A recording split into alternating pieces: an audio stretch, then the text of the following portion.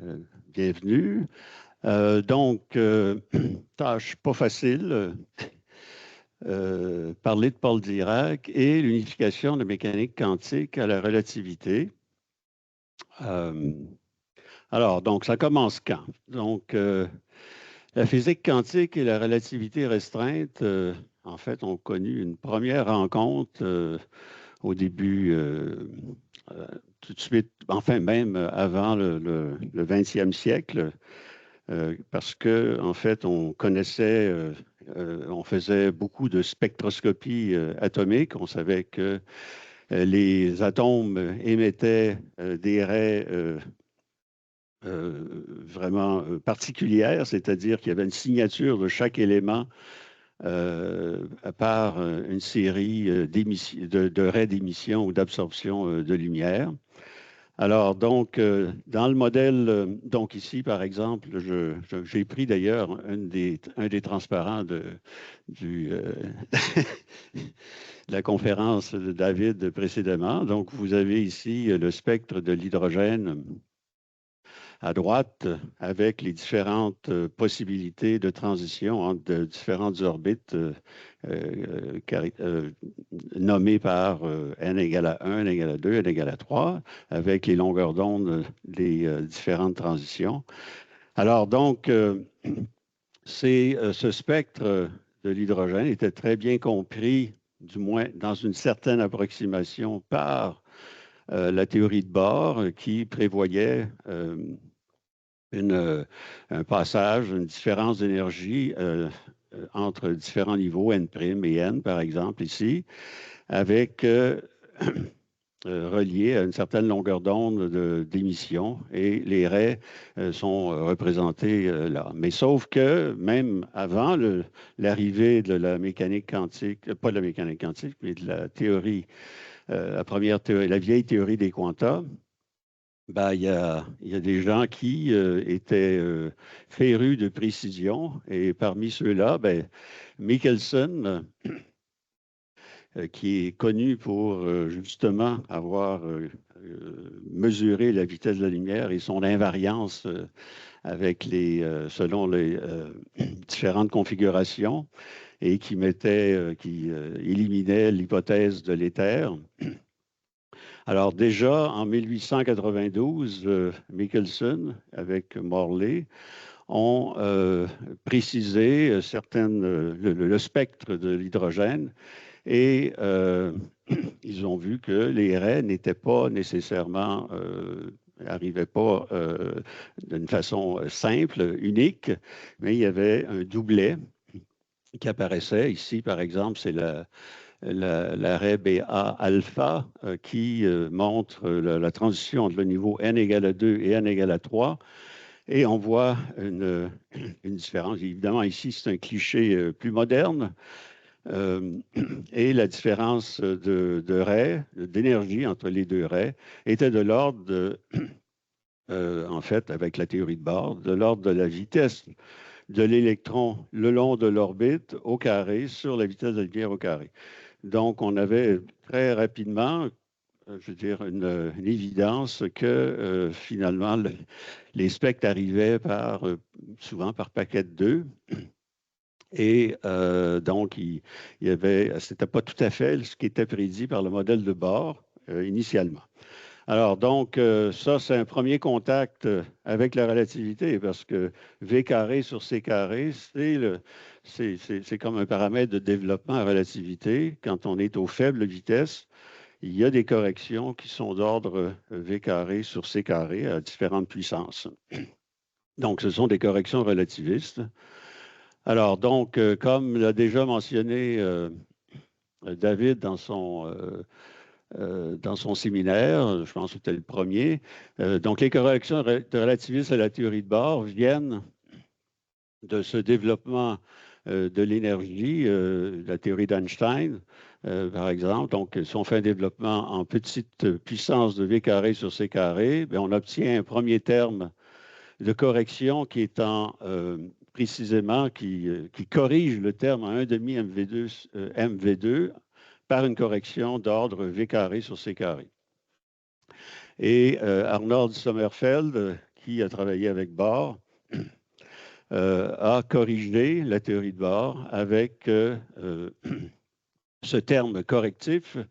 Donc, il a montré que finalement, avec les orbites de l'électron autour de l'atome d'hydrogène donc sont plus circulaires, mais deviennent elliptiques en fonction du moment cinétique petit l qui est là, le moment cinétique de l'électron qui tourne autour du noyau. Et finalement, ça emmène une correction qui est donnée par cette expression. L'idée, en fait, importante ici, c'est que simplement, maintenant, l'énergie de l'orbite n ne dépend plus uniquement du nombre quantique n, mais dépend aussi du nombre quantique relié au moment cinétique. Donc, dans la théorie de Bohr, où le niveau n égale à 2, donc 2s et 2p étaient dégénérés, donc avec cette correction relativiste, on a déjà un clivage. Donc, vous voyez un doublet qui apparaît. Et la correction, évidemment, est d'ordre alpha carré, où alpha est la constante de structure fine, la première fois que cette constante-là apparaît. Et l'ordre de grandeur est tout à fait correct, mais évidemment, il manque beaucoup d'informations, comme on le verra. Donc, voilà un premier contact, je dirais, avec la relativité et la physique quantique. Et le deuxième, c'est le spin de l'électron. Alors, dans les début des années 20, c'est sûr que le spin n'existait pas encore. On n'avait pas reconnu son existence. Alors, le problème, c'est que lorsqu'on soumettait les atomes à des champs magnétiques, finalement, on s'attendait à voir, dans le modèle de Bohr, finalement, un clivage des raies encore, des raies d'absorption ou d'émission. Par exemple, ici, je mets l'arrêt de 2S et 2P. Alors, dans l'effet Zeeman normal attendu, alors qu'est-ce que l'effet Zeeman normal? Ben, c'est un peu comment les moments magnétiques orbitaux s'orientent dans le champ appliqué, le champ magnétique appliqué. Et par exemple, ici, pour un niveau, par exemple, 2S, où le moment cinétique de l'électron autour de l'atome est nul, ben, il n'y a pas l'impact du champ magnétique est complètement nul. Maintenant, pour le niveau 2P, où L est égal à 1, il y a 3 projections du moment cinétique le long de l'axe Z. Et ces projections se couplent au champ via l'effet Zeeman normal, qui était très connu à l'époque. Et donc, ça donne un nombre de raies qui est égal au nombre de projections du moment cinétique selon Z. Donc, on s'attend, par exemple, à voir, par exemple, pour le niveau 2S, aucune modification, mais pour le niveau 2P, 3 projections et donc 3 raies distinctes. Tout ça parce que le moment cinétique orbital petit l ne peut que prendre des valeurs entières. Alors donc, ce qui est observé par contre, c'est tout à fait différent.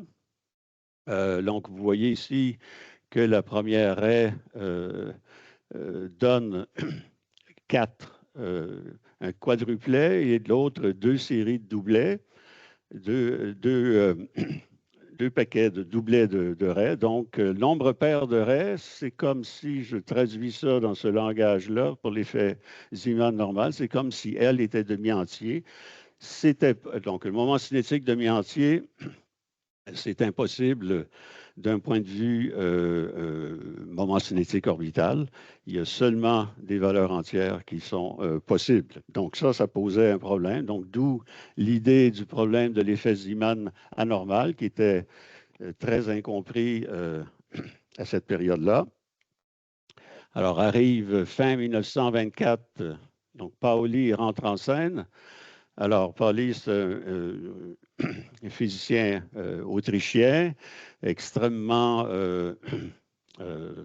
caustique et avec des critiques très incisives sur ses propres travaux et surtout ceux de ses contemporains. Donc, il proposa une idée très astuce pour sortir de ce problème, pour comprendre le problème de l'effet Zeeman anormal. Il proposa un nombre quantique magnétique intrinsèque à l'électron, un quatrième nombre quantique qui s'ajoutait, vous voyez ici, donc dans la théorie de Bohr, en fait, on a trois nombres quantiques, N, L et M, et en ajoutant un quatrième, donc on a petit mr ici, et en fait, Pauli disait, bon, ben, ce nouveau nombre quantique prend les valeurs demi-entières, de sorte que le moment cinétique total de l'électron qui tourne autour du noyau prend la valeur de L plus ou moins un demi. Et donc, vous voyez apparaître un moment cinétique demi-entier, et ça expliquait l'émergence de quartets, de doublets, de raies. Donc, c'était l'explication tout à fait spectaculaire de cet effet de Zeeman anormal. Donc, en fait, juste pour la petite histoire, donc ce quatrième nombre quantique, Pauli l'a assujetti à un principe qu'il appelait le principe de prohibition, qui est devenu par la suite le principe d'exclusion de Pauli, c'est-à-dire que deux électrons ne peuvent pas avoir les mêmes nombres quantiques. Et donc, avec de la même façon, donc il a pu expliquer avec ça que les électrons chez les atomes, à plusieurs électrons, ben, ils n'aboutissent pas dans le même état quantique.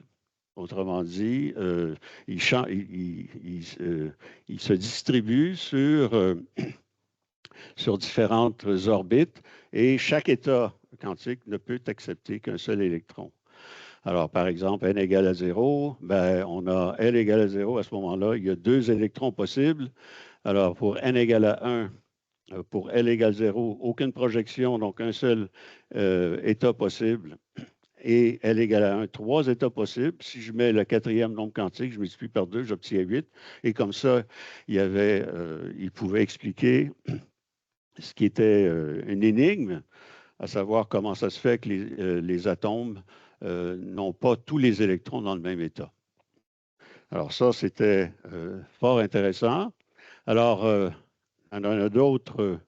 Lundbeck et Goudsmit, tout de suite après que Pauli ait émis son quatrième nombre quantique. Alors pour eux, un nombre quantique, c'était un degré de liberté. Si on ajoute un quatrième degré de liberté, ça veut dire que physiquement, tout ce que ça peut indiquer, c'est une rotation de la particule une rotation de la particule, et d'où l'idée de spin. Alors, ils ont émis l'hypothèse que S était donc l'existence d'un spin avec un demi h-bar, donc ce demi entier dont je parlais tout à l'heure, et un moment magnétique qui était égal à une constante G, qui, pour s'arranger pour qu'elle fonctionne avec l'expérience, on devait mettre G égale à 2, ce qui s'appelle le facteur de Landé. Gamma ici, c'est juste c'est le facteur gyromagnétique, et H bar, évidemment, c'est la constante de Planck. Donc, mais sauf que cette idée d'une petite sphère qu'on retrouve à peu près partout, de petite sphère qui tourne pour symboliser le spin, c'est-à-dire que si on s'imagine l'électron comme une petite sphère chargée, le fait qu'il, pour produire le bon moment magnétique, ben, en fait, il y a un problème avec la relativité restreinte, c'est-à-dire que la vitesse des électrons, de la charge autour de l'équateur de la petite sphère, qui est le rayon classique de l'électron, en fait, la vitesse serait plus grande que la vitesse de la lumière.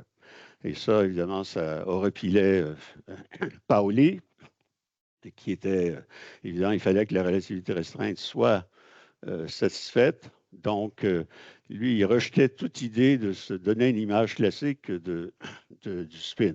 Cependant, si on oublie le fait que l'électron, finalement, c'est une sphère de charge, en fait, le fait de proposer l'existence d'un spin nous oblige à tenir compte de l'interaction spin-orbite, c'est-à-dire que l'électron quand il tourne autour du noyau, ben, en fait, si on se met dans le référentiel de l'électron, notre petite boule verte ici, en fait, ce que l'électron voit, donc il voit un courant qui vient du mouvement du noyau, et par la relativité, ce mouvement-là produit ce courant, finalement, produit un champ magnétique avec lequel le spin interagit et donc donner une interaction spin-orbite. Ici, c'est le produit scalaire de L avec S. Alors, si on inclut dans le calcul de Sommerfeld, si on le généralise, on inclut ce terme spin-orbite, l'ajout, finalement, donne, pour le clivage des niveaux, le doublet, qui était vu par Michelson il y a très longtemps, donne précisément la bonne séparation des niveaux. Ici, on met un champ magnétique, par exemple, donc on a les quartets, les doublets, etc., et avec précisément la bonne valeur pour les séparations des niveaux. Alors ça, et c'est ça qui a convaincu Pauli que finalement, si on a juste à oublier le fait que c'est une sphère. L'image classique, elle n'est pas bonne, donc on considère l'électron comme une charge vraiment ponctuelle, et le degré de liberté, le spin, finalement, c'est un degré de liberté intrinsèque qui n'a pas d'équivalent classique. Alors, l'arrivée de Dirac.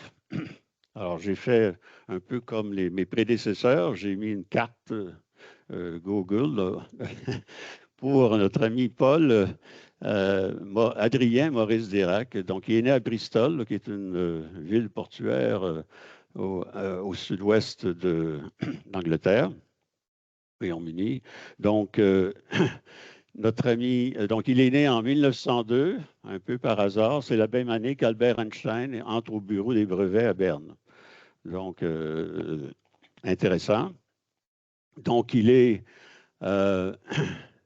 donc, sa famille, j'ai donné un exemple, je dirais une photo ici, avec, vous voyez ici, je l'ai pris sur Internet, copyright Maurice Dirac.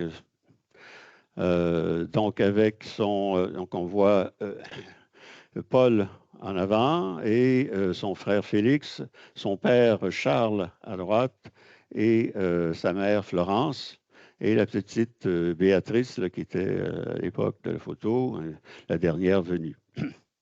Donc,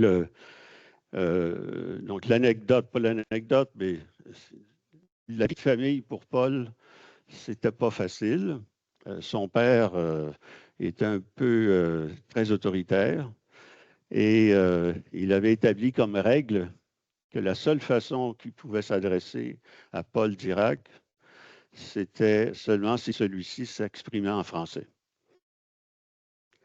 Et en dehors de ça, ils n'avaient jamais de conversation. Alors, comme Paul, c'était difficile pour lui de s'exprimer dans une autre langue, surtout le français, donc il a décidé de ne pas parler. Et donc, donc, pendant plusieurs années, ça s'est poursuivi. Et évidemment, Paul Dirac, c'est un introverti assez prononcé. Et ça n'a pas aidé.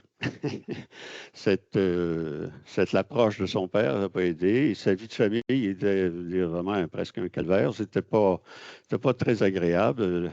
Sa mère a très souffert de l'autorité de Charles. Et finalement, même Félix, son aîné, le fils aîné, Charles voulait absolument qu'il fasse des études d'ingénieur comme Paul.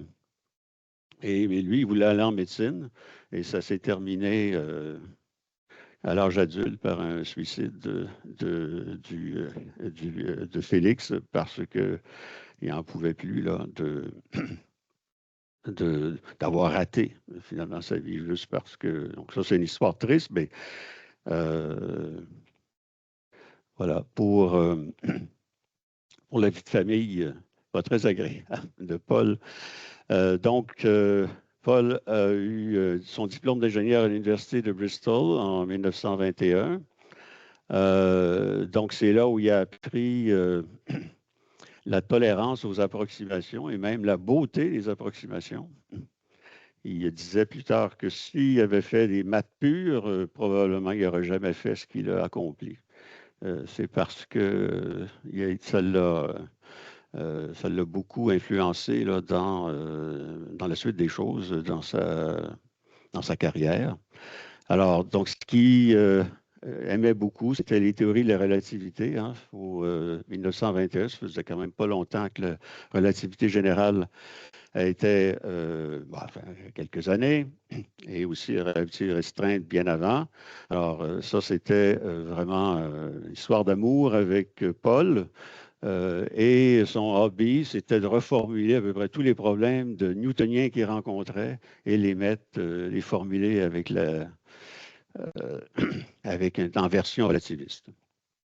Donc ensuite, il a fait 2 années d'études graduées en mathématiques toujours à Bristol entre 21 et 23. Son entrée à Cambridge est arrivée en 1923, où Fowler était un peu son superviseur avec des gros guillemets parce que Dirac n'avait pas vraiment besoin qu'on lui indique quoi faire, mais c'est Fowler.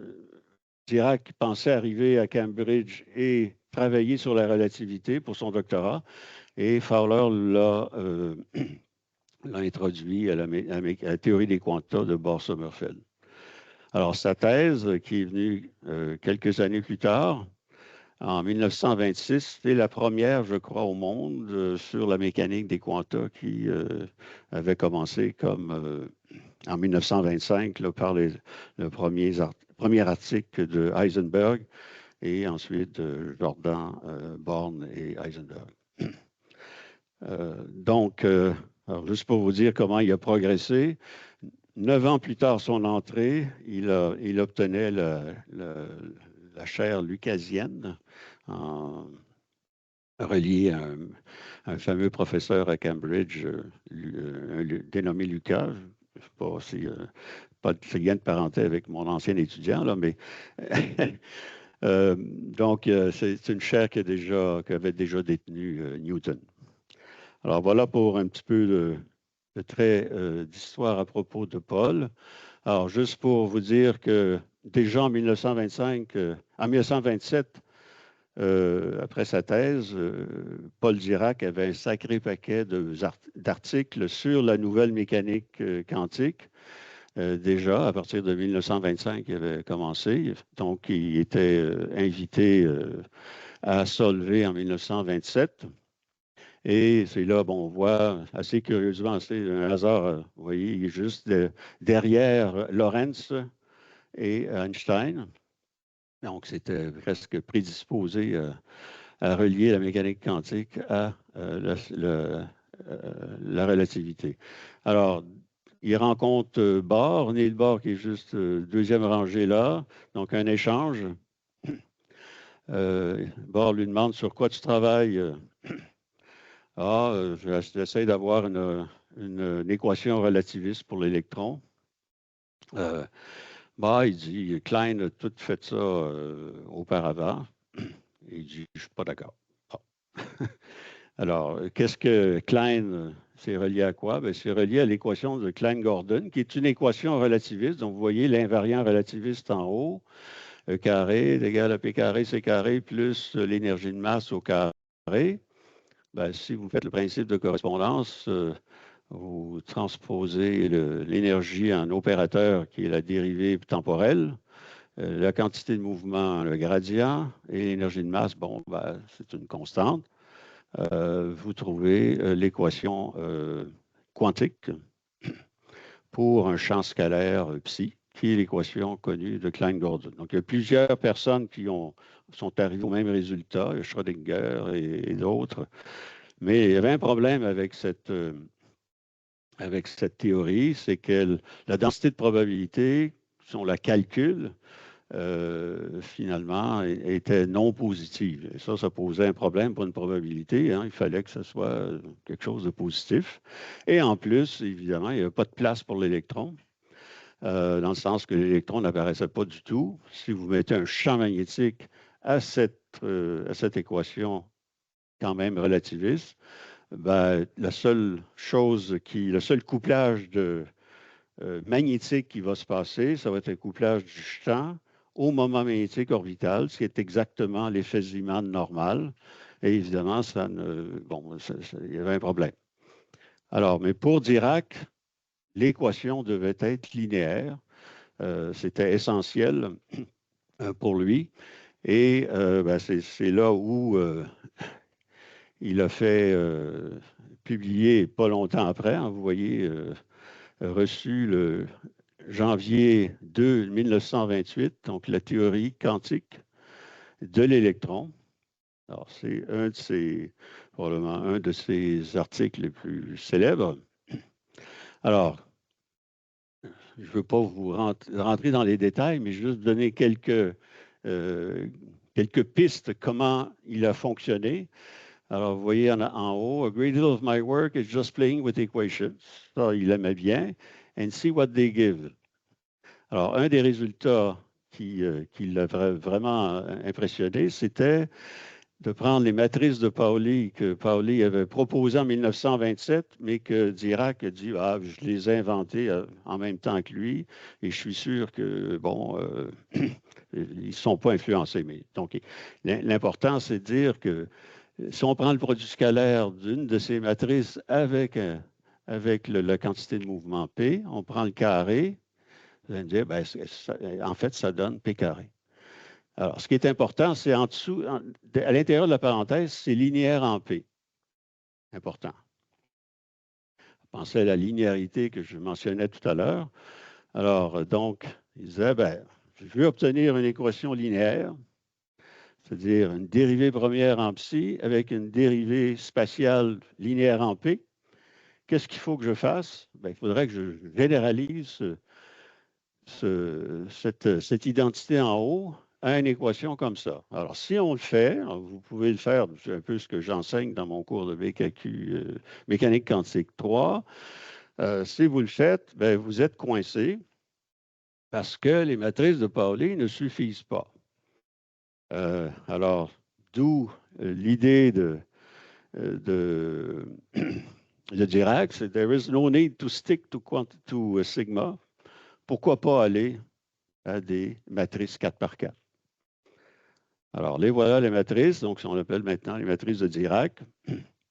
Alors, vous avez dans les diagonales, par exemple, pour le gamma 1, 2, 3, donc vous avez des zéros, une matrice 2 par 2 zéros, puis dans les coins, les matrices de Pauli, et le gamma 4, ce n'est pas l'identité, mais c'est plutôt l'identité 2 par 2 avec moins l'identité, là.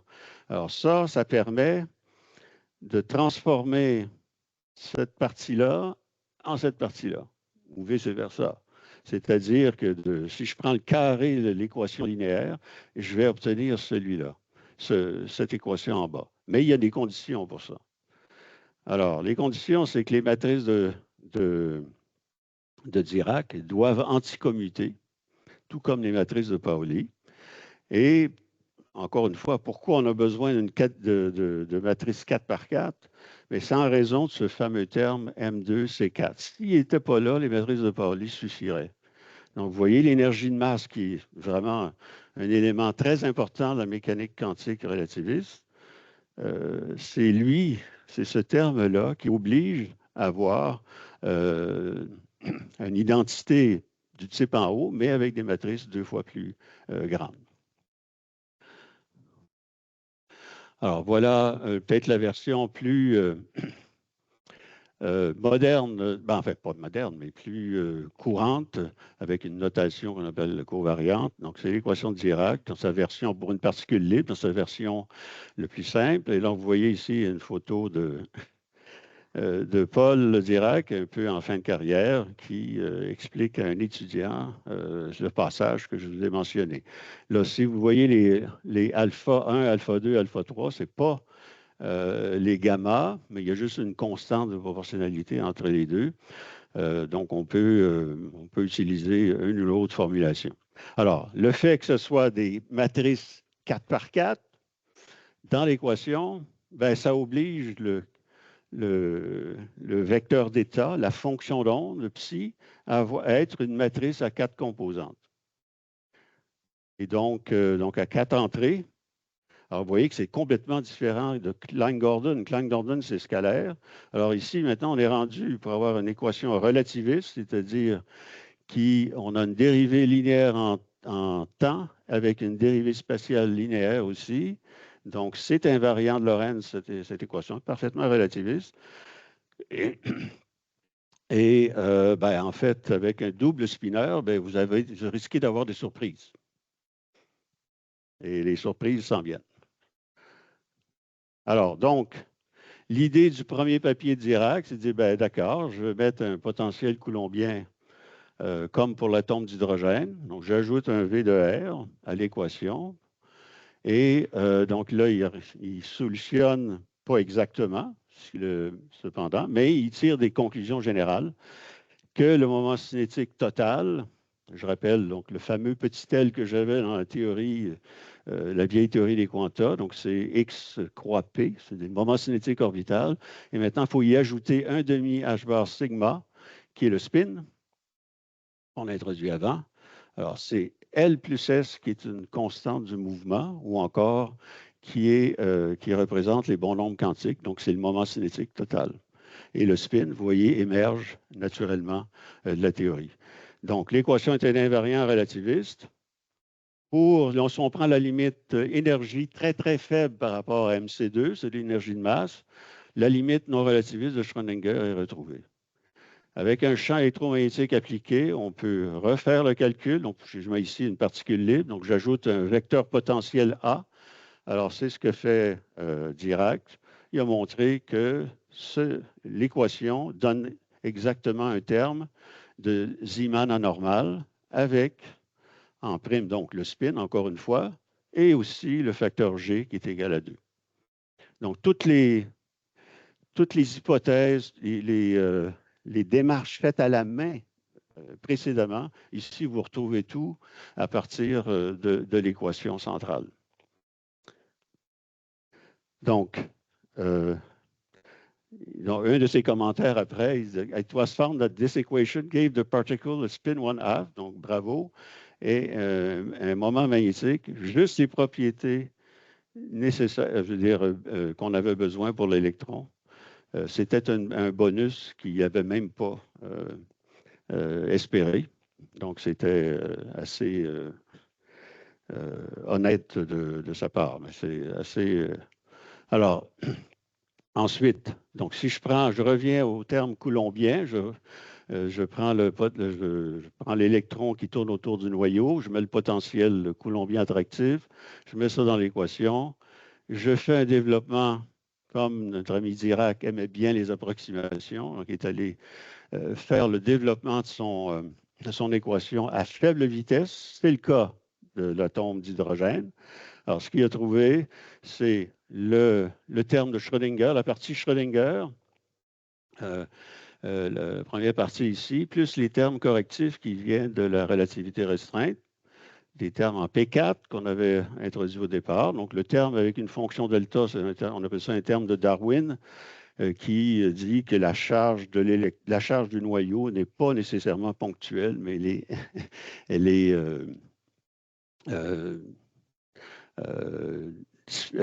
étendue dans l'espace. Et le terme spin-orbite. Et le lambda ici du terme spin-orbite est précisément la valeur qu'il doit avoir avec ce qu'on appelle la précession de Thomas. Là. Donc, il y avait toutes les constantes parfaites.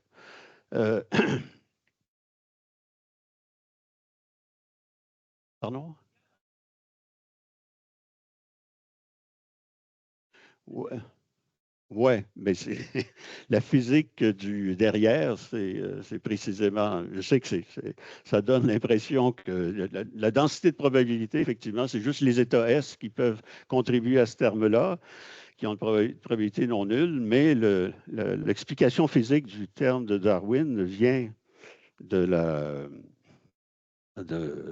du fait que la non-ponctualité de la charge, ça peut paraître contradictoire là, avec, avec ça. Donc,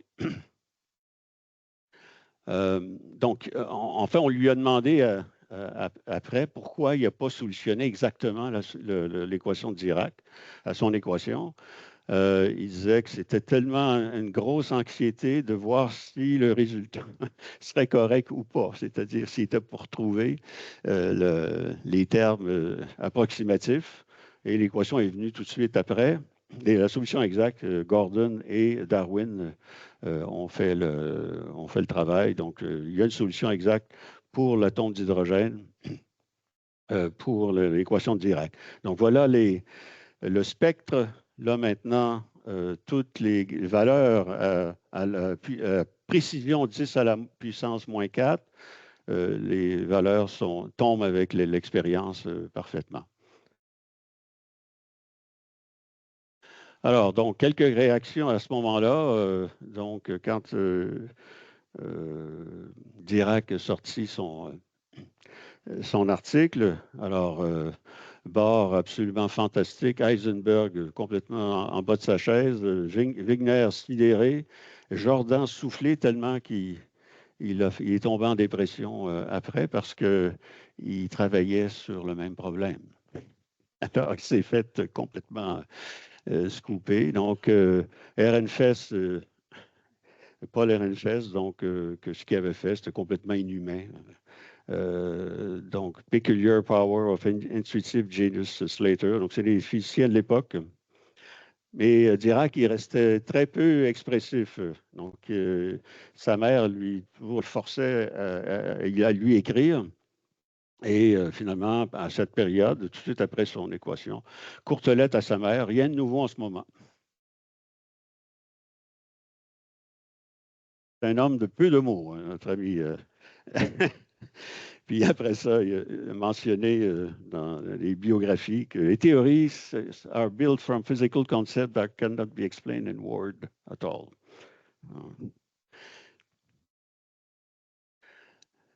Donc, une fois la poussière retombée, des éloges, les difficultés, je mets entre parenthèses, passagères, apparaissent.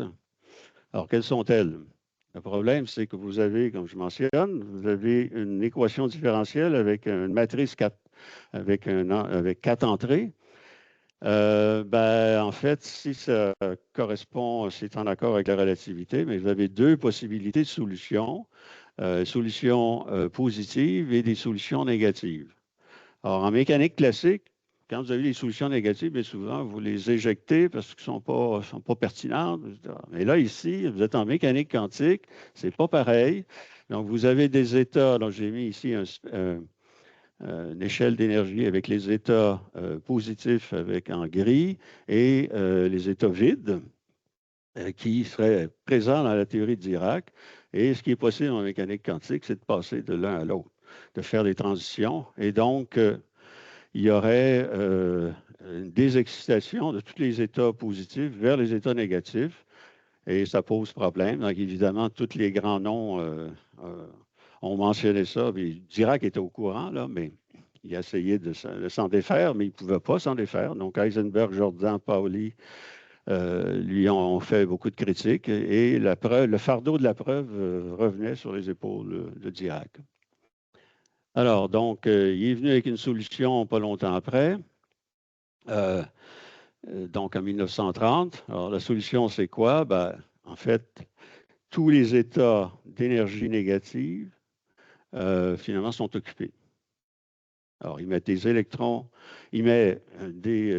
là-dedans, donc par des électrons qui sont appelle la mère de Dirac, et il les soumet au principe de Pauli parce que ce sont des électrons, c'est-à-dire qu'il n'y a pas plus qu'un électron qui est dans chaque état. Et évidemment, s'il y a le spin, on peut en mettre deux, là, mais donc les transitions à ce moment-là sont bloquées. Les transitions du positif vers le négatif sont bloquées parce qu'on ne peut pas avoir accès aux états en bas. Donc, selon lui, seules les fluctuations de la mer de Dirac sont observables. et non pas cette tension-là. Donc, quel genre d'excitation qu'on peut avoir, cette fluctuation de la mer de Dirac? Bien, on peut arriver qu'un photon, créer une paire, faire exciter un électron des énergies négatives vers les énergies positives, ce qui laisse au passage, ben, c'est une absence d'électrons, parce qu'on en enlève un. Mais l'absence d'électrons, c'est une charge positive. Une charge positive, euh, ben, c'est pas un électron, selon Dirac. Et puis en plus, ben, enfin, sa règle, c'est que l'absence d'électrons dans les énergies négatives devient une énergie positive. Donc, de ce point de vue-là, c'est correct. Mais qu'est-ce qu'on fait avec avec ce trou? Alors, le trou, il faut dire qu'à l'époque, il y avait juste l'électron et le proton qui étaient connus. Et à la rigueur, le photon, bien que son nom, je veux dire, ça a pris du temps avant on le nomme comme tel, mais pour tout ce qui est particules chargées, il y avait deux. Alors, pour Dirac, il n'y a pas d'autre, entre guillemets, possibilité, c'était d'attribuer à ce trou l'existence du proton. Donc, c'était pour lui un proton, mais on sait que le proton, il est 1836 fois plus lourd que l'électron. Alors, ça a été accueilli avec scepticisme. Alors, le temps de vie de la paire, donc ça avait été estimé par Oppenheimer, parce qu'en fait, si le trou est un proton puis l'électron en haut, ben, c'est l'électron standard, donc vous avez un atome d'hydrogène. Alors ça veut dire que si le temps de vie de cette paire électron-trou est de 10 à la moins 10 secondes, ben, c'est clair que tous les atomes de l'univers, ils seraient complètement anéantis, ils disparaîtraient dans un nuage de radiation. Et donc, ça mettrait fin instantanément à l'existence des atomes. Alors, Pauli énonça son second principe.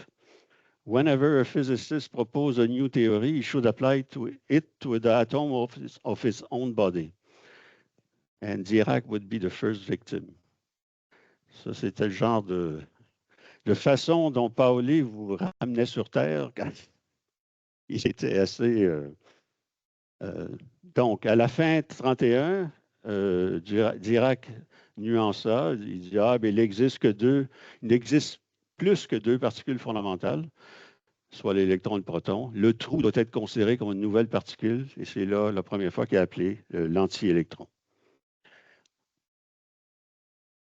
Alors, détection de cette antiparticule, qui est en fait le positron. Mais au début, ça s'est appelé le positon.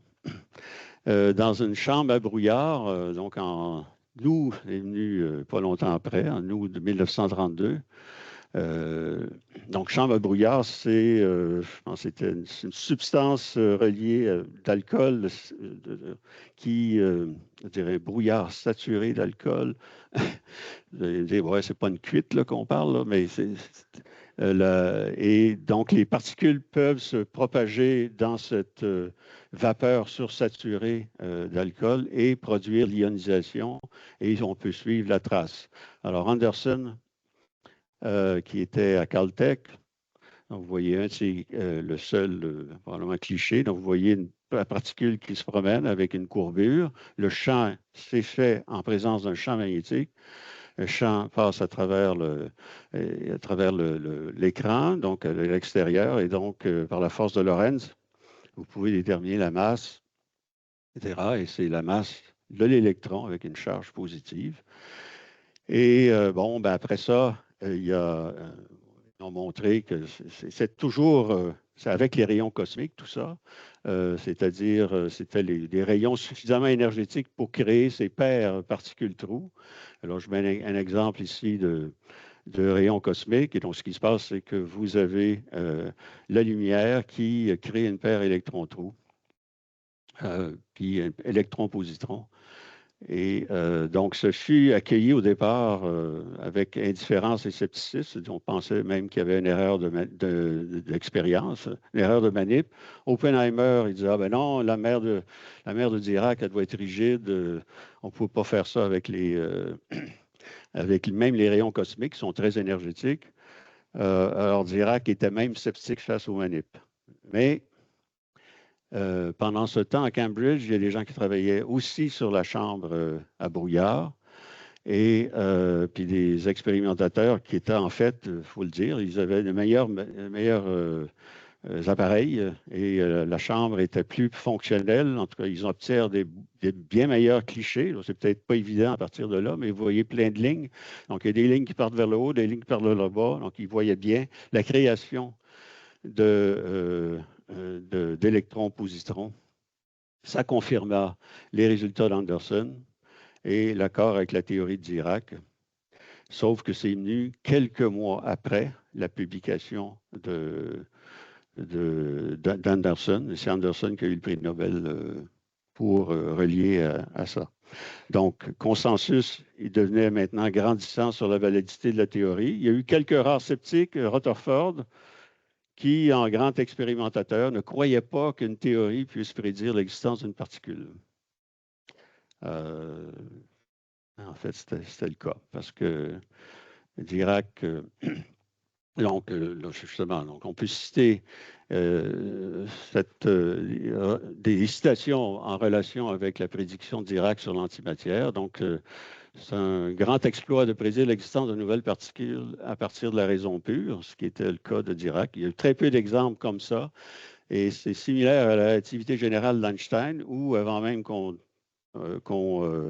il a sorti sa relativité générale, sa théorie de la relativité générale avant les expériences qui ont été faites sur la courbure des rayons lumineux autour d'astres. Donc,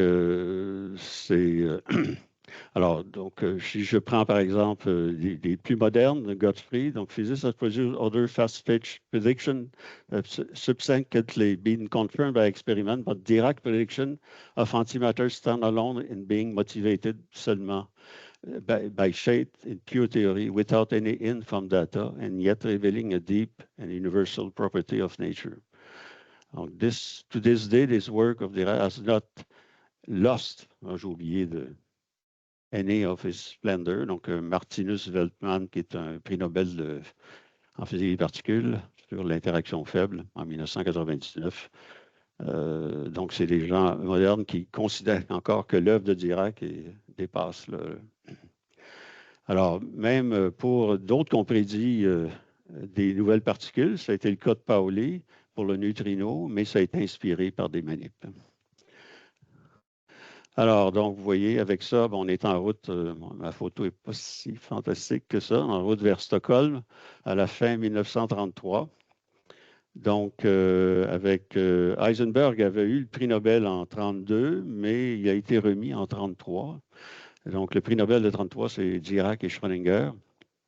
Et donc, vous voyez la mère d'Heisenberg, l'épouse de Schrödinger, et Flo, la mère de Dirac, sans jeu de mots, là. La vraie. Donc, je vais conclure par cette plaque d'ardoise qui figure à l'abbaye de Westminster, tout près du tombeau d'Isaac Newton, donc à la mémoire de Paul Dirac avec son équation dans une version contractée. Merci.